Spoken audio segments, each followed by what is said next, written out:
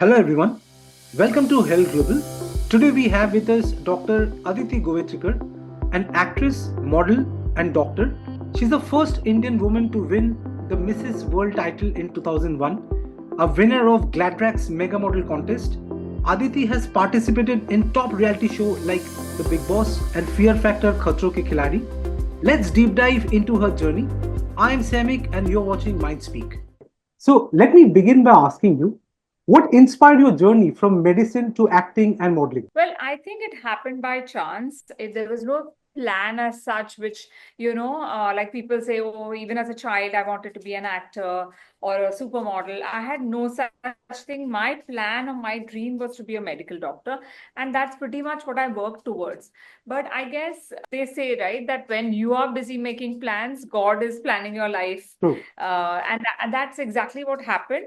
It was just by chance that I went to meet somebody who then recommended that I should just, walk a ramp.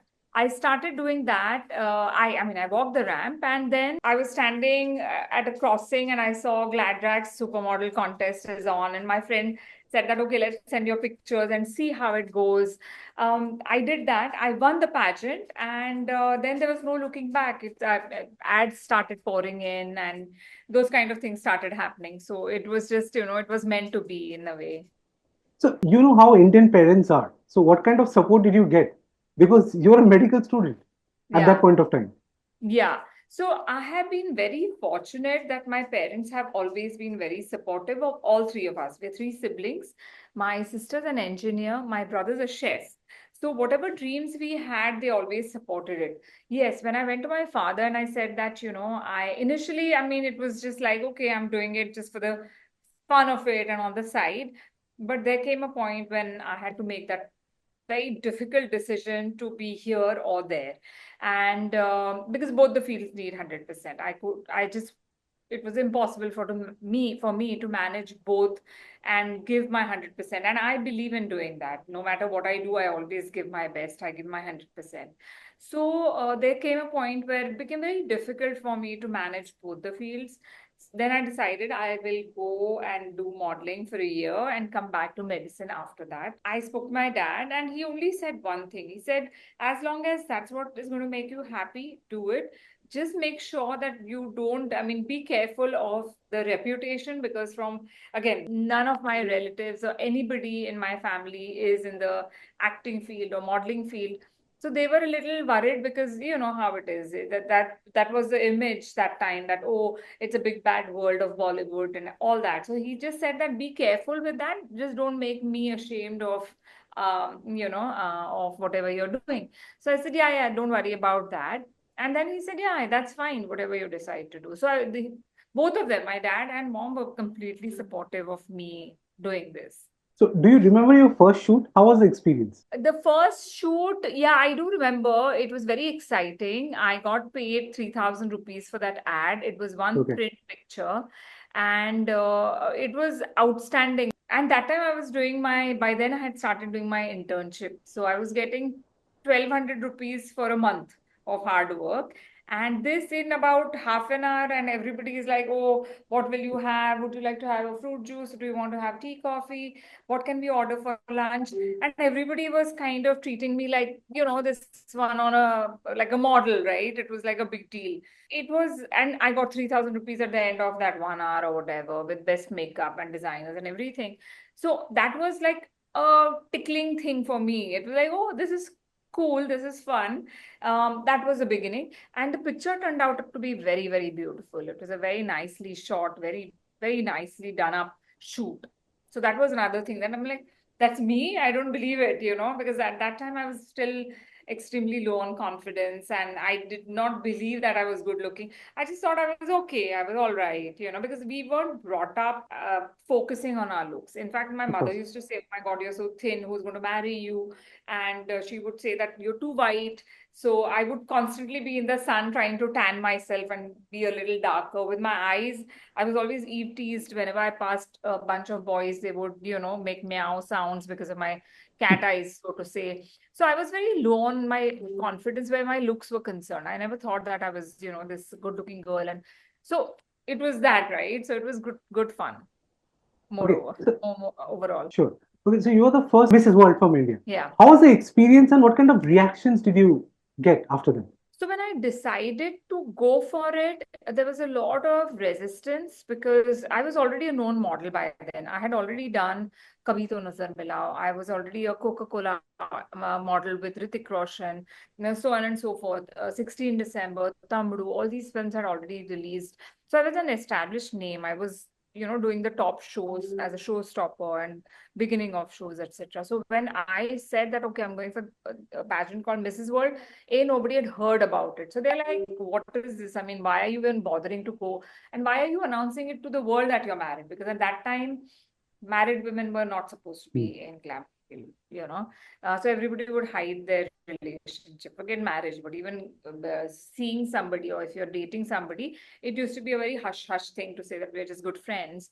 And here I was going for Mrs. World, which implied that, yeah, I'm married. And I'm like, hey, you know what? I have a child who's 1 year old. So, and I never had any issues dealing with these things because I'm like, ye nahi chalega, so I'll go back to medicine. That was always Sure. there in the back of my mind. And the second part, which was a lot more stronger, the thought in my mind was that why is it that society puts stress on the point that a married woman cannot look glamorous, or that she should not or cannot participate in a beauty pageant? Why are we doing that? Why are we curbing ourselves? And that's another point which I wanted to prove, that a married woman also can participate in a beauty pageant.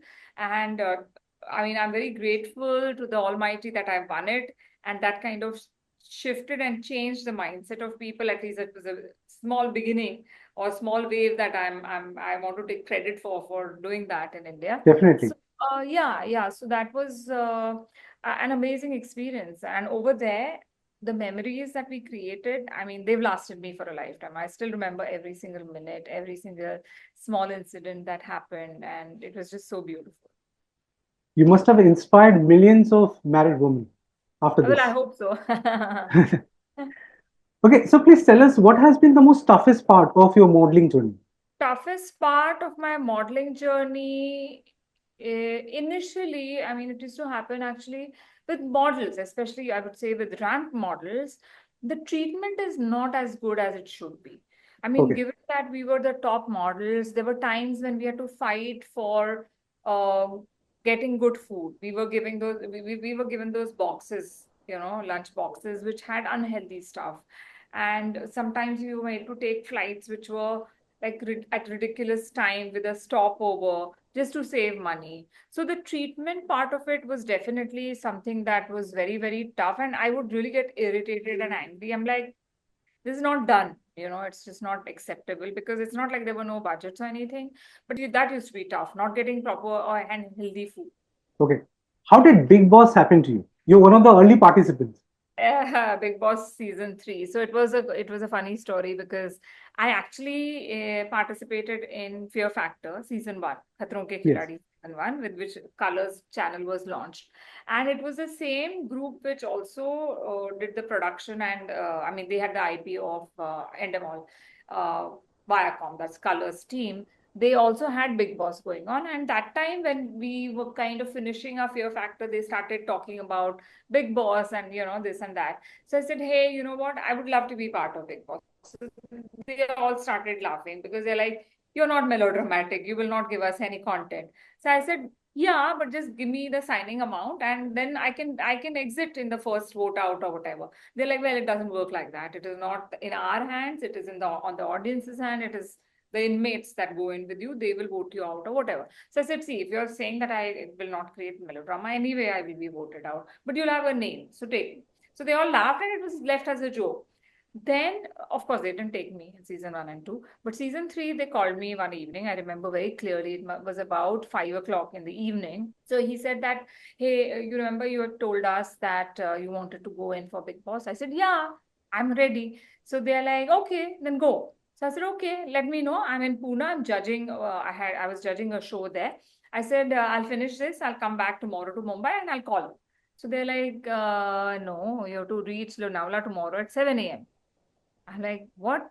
So they're like, yeah, it starts tomorrow. I said, who am I replacing? So they gave me a name because they were like, they started laughing when I asked this question, because I knew immediately that, this last minute that That means I'm replacing somebody.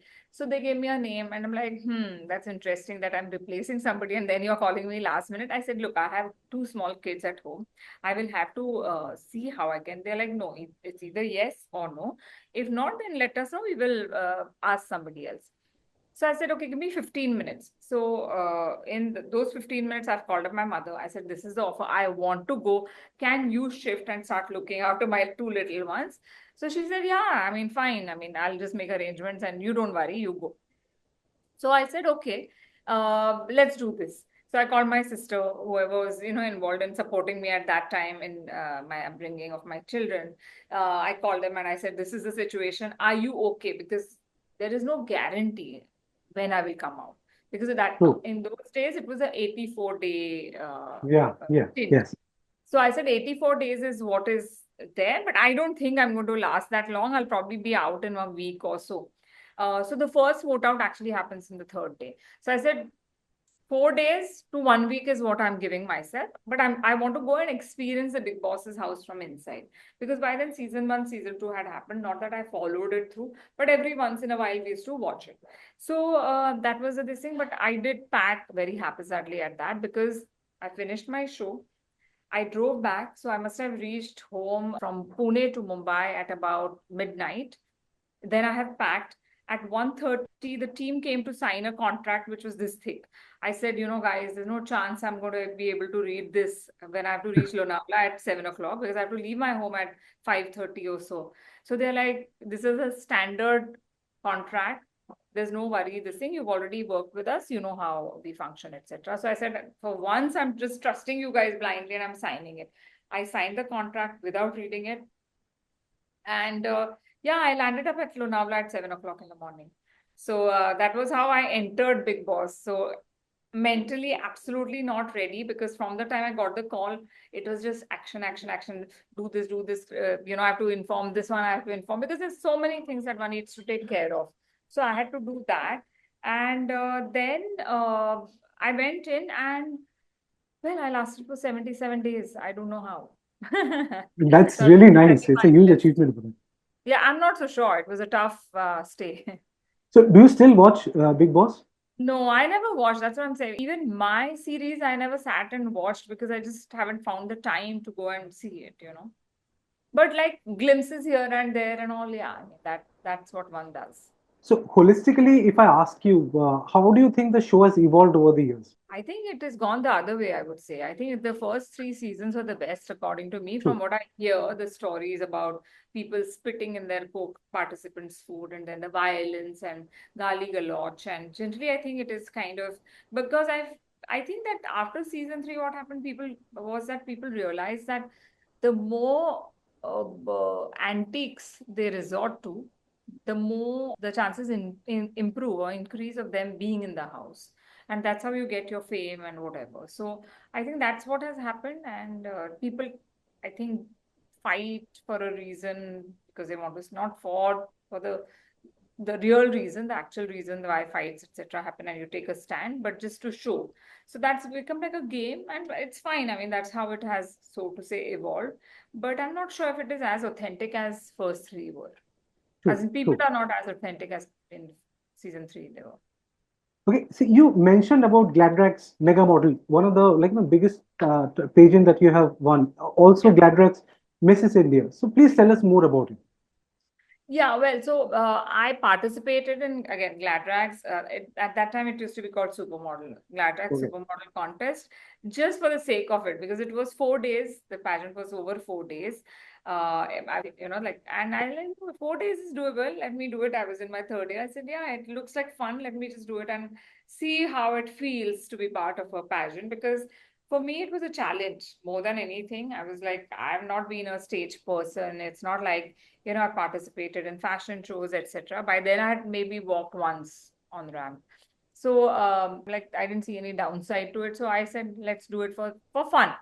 But when I say fun, doesn't mean that I don't give my 100%. So that's the difference which I speak to when I speak to college students and the new people who want to participate in any pageant or want to come into modeling. That just because I'm saying that I entered it for fun, when I made that decision, after that it was 100%. So if it meant I had to get used to walking in heels, I used to stay in a hostel that time in Grand Sure. Medical College. In the corridor, I would walk up and down till I had blisters on my feet. So whatever needed to be done, I was all out. But yeah, the entry point was, yeah, let's do it, kind of a thing. Okay. As a top supermodel, what has been your learning? The learning as the in one sentence, if I have to say, it is you are what you tolerate. That's my this thing. So that's the thing, right? That you kind of have to put your foot down where it is required. Otherwise, you're just, your people just walk all over you. So that has Okay. been my learning. So currently, what we see is a lot of Bollywood actors and actresses, they replace the models, ramp walking and Yeah. everything, which was not the Yeah. case earlier. This is Yeah. what I have noticed personally. So, do you think this is fair and it's working for the brands? See, what happens is now the lines are hazy, they're blurred between acting, modeling, and even cricketers. A lot of cricketers work as, Yes, or true, sports true. people work as showstoppers. Earlier, there was a clear demarcation of, okay, I'm a model, yeah, or I'm a supermodel, or I'm an actor. Now everybody is doing everything. Like ad films earlier on were shot by models. Now film stars shoot, cricketers shoot, and they become the bigger this thing, and models and kind of just fill in. So there are a lot of blurry lines, and models also start modeling as a stepping stone to becoming an actor. So yeah, that's how it has evolved. But do you think they perform, that well as a proper, conventional model, the way they perform on the ramp? Some of them do, some of them don't. I mean, some of them, when I look at them, I'm like, wow, she looks like she has, the ramp practice. And some Sure. of them, like, can I train you? Okay. What role does wellness and fitness play in your life? I think my life begins and ends with that. It's very, very crucial for me. And now, after I finished whilst I was studying psychology, started incorporating those aspects of wellness, etc., in my own life. Because at the end of the day, I have to walk the talk. If I'm saying that I am a psychologist and a wellness expert, and if I cannot deal with my issues or my emotions, or if I don't look my best, then why should anybody else? And that is my outlook in life, that you got to walk the talk. So that's what I practice. Like, for example, I'm going for Vipassana in 4 days' time, Okay. because that is important. That is something that works for me, that meditation works for me. And I know that I feel much better. I feel much lighter, because it is the detox of your mind and soul, which we don't do. Like, fasting will take care of your physical health. If you do intermittent fasting or water fasting for 24 days, or do an anti-inflammatory diet, or any of the healthy kind of this thing, that cleans up your system, your gut and your body, etc. But what are you doing for your mind? What are True. you doing for your soul? And since the time you're born, there is only input, there is only assault, there is only suppression of emotions. One never really takes time to tackle the negativity that we collect, and whether we remember it or not, the body remembers, the body keeps a score. That's one of the books that's also available in the market. So the suppressed emotions can cause a lot of havoc. It can give rise to a lot of illnesses and diseases. So it's very important, if you're looking at your own wellness, to take care of what you're putting into your mind as well. And whatever you've kept in your mind, that needs to be detoxified. So can I ask you, like, can you give us some tips in terms of diet and everything? What, like somebody who aspires to be a model in future, Yeah. what kind of a routine or what kind of a thing that he or she can follow? Yeah. So where diet, exercise, and well-being or wellness is concerned, one glove doesn't fit all. So Sure. it's a very personal thing. It's a very tailor-made kind of a program that I look at, or for any human being, because how your metabolism is, what is your age, what is your lifestyle, whether it's sedentary, whether it's active, whether it is super active, it will all depend on that. But generally, if you're asking me, okay, give one formula for diet for a model, then it is my this thing is, please eat. Do not starve yourself to look skinny as a model, because there are ways of becoming fitter and thinner Because a model, especially I'm talking about ramp model, there is a certain requirement by the designers because you're a clothes horse. Things, I mean, people are trying to fight it, but ultimately this will take a long time. That okay, you need a certain body type to showcase your clothes because they look better on thinner models, right? That is a perception. Yeah. So my point is that be careful of what you're eating. Eat healthy, eat at the right time, the right quantity, and work out. You will look very, very nice then. Okay. So please tell us about your current project and the future one which you have anything in mind. So keep doing a lot of things. One of my projects, which I want to build as a legacy project, is called Sure. Marvelous India. I launched it a year and a half back. It is 2 seasons old now. I'm working on season three. And the reason why I decided to do this is because I saw that what is happening in the society is that yes, there are a lot of pageants for Mrs. category, but like I say, that the training that is given to them is way below standards, way below what it should be. Uh, it, it is not empowering. In fact, there have been participants that I've spoken to when I used to judge these pageants. They would complain that, ma'am, we think or we feel that we've come here all the way, leaving our families to shoot for content for the organizer rather than to learn something. Yeah, so that is what is happening. Crowns of a sale, they're made to collect money under the guise of charity, and that money is going in the pockets of the organizer. So a lot of practices which are not ethically correct. So I said, okay, I can complain about it or I can do something about this whole thing. Therefore, I established Marvelous Mrs. India. And the journey is very beautifully crafted. Not only that, I'm also challenging the stereotypical definition of beauty, which is a beauty pageant queen has to look a certain way. So I'm like, why are we putting this pressure on women? Every woman is beautiful. She has a superpower. Cool. Let's empower her. So be it height, be it your marital status. So we are open to divorcees, separated women, widows, and we've created a new category for unmarried women over 35. Okay. Yeah. So we've also created that because they don't have a spot anywhere. Because if it is a Mrs. India, unmarried doesn't work. So I've created a category for that. We don't have any height, weight, age, skin color, language barrier, because that is a big thing for a lot of women that, oh, I can't express myself in English. I don't speak English. So if you know Hindi, you're most welcome. If you don't know Hindi also, we will get a translator for you. So we've removed all those barriers and we've created this beautiful journey for women of Indian origin. Okay, so this kind of course can create a lot of confidence in women. Okay, Yes, to for their general life itself. So, do you yes. think like all of them are here to create a professional journey, or it's for their themselves only itself, for their own confidence and everything? So here's the an example or analogy that I'm going to give you is that if you have a fractured hand, yeah, it's in a cast, whether you go to a cinema or you go to your office or you go for a kitty party or any conference, that fractured hand will be with you. Sure. Similarly, if you are confident, if you are comfortable in your own skin, that person that you have become, you will be that everywhere. So you're able to tackle a lot of issues much more easily. And that's what is the training that Marvelous True. Mrs. India does, that it instills confidence in you. Whether it is public communication, public speaking, responding to any question, just being comfortable with yourself. Huh? So that kind of helps them professionally as well. And we've seen the change in women. We have proof that okay, this is what has happened. Yeah, so that's how it is. And of course there are a lot other aspects to it, like there's we teach them time management, we teach them stress management, we teach them financial health, because a lot of women in India still are not aware of the instruments that are available in the market. Yeah, True. mostly it is the men's job. It's the husband who does it, or father who does it, or somebody.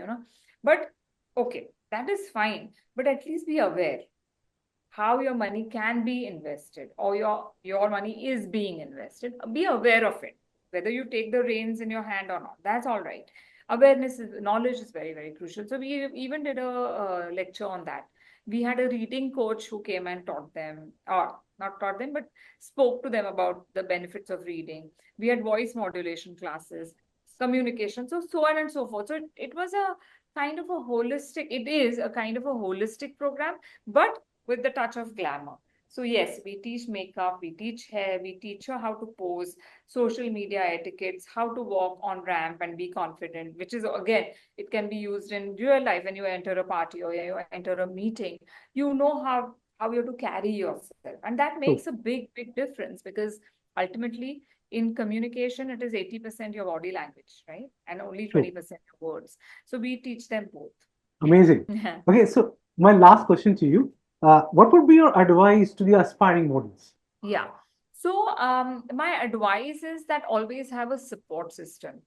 So I'm speaking again more from a well-being perspective, because this is the only field where I say have plan B, modeling and acting. No other field will I say that have a plan B. I say that don't have a plan B. Go ahead with plan A, give your 100%, keep at it, you will succeed. Here, somehow luck or destiny plays a huge role.